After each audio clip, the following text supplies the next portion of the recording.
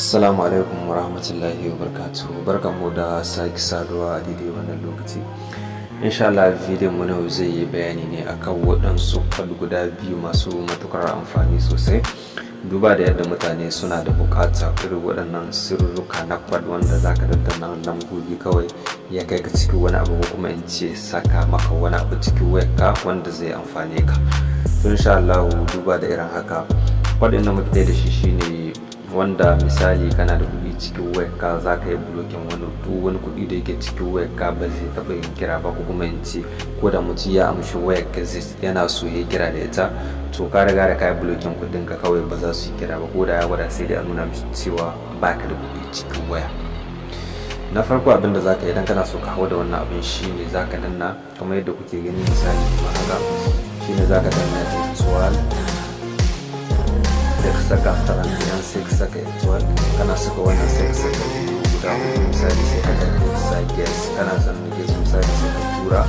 sai ka dibi layin da ka son kai kurejin kudin shi, idan mu MTN wurin da nan port kan ne wurin da ka son kai kuɗi shine za ka danna misali ka danna saman shi za a nuna maka cewa ya riga da ya activate. Yanzu ko da kana da kuɗi cike ka yi kira ba su kira ba zai taɓo ciya ba, kawai zaman kuɗin ka riga da ka yi bulletin su. Sai kuma idan kana so ka bude shi ne zaka danna gas sai ka saka tarantiyan kamar yadda kuke gani, sai ka saka 12 sannan zaka saka 0 guda hudu kamar yadda ka saka shine zaka tura mem nimirokin da ka san ka tura wancan abin misali kana so ka bude shi kenan shine za a nuna maka cewa ya riga da ya deactivate. To dan ya yi deactivate zaka iya kira ka, ma'ana ka bude kudin ka ko da wani lokaci zaka iya kira lokacin da kake da bukatar kira. Sai kuma kwado na biyu shine wanda muke doge da shi, idan mutum ya yi blokin ka saman waya to kana so ka kira shi kuma kasancewa ya yi blokin ka ya danganta kowane irin bloki hayya kana zawa daban-daban, wani za ka iske cewa kana da rage da shi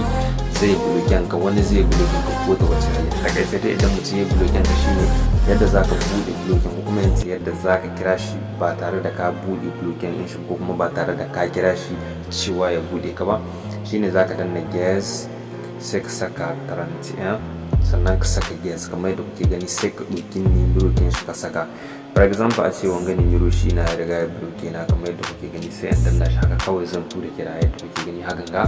to nimiro kawai zai yi fasi ko da a ce ya yi bloke, amma da zaran ka ɗebe wannan gas ya tuwal san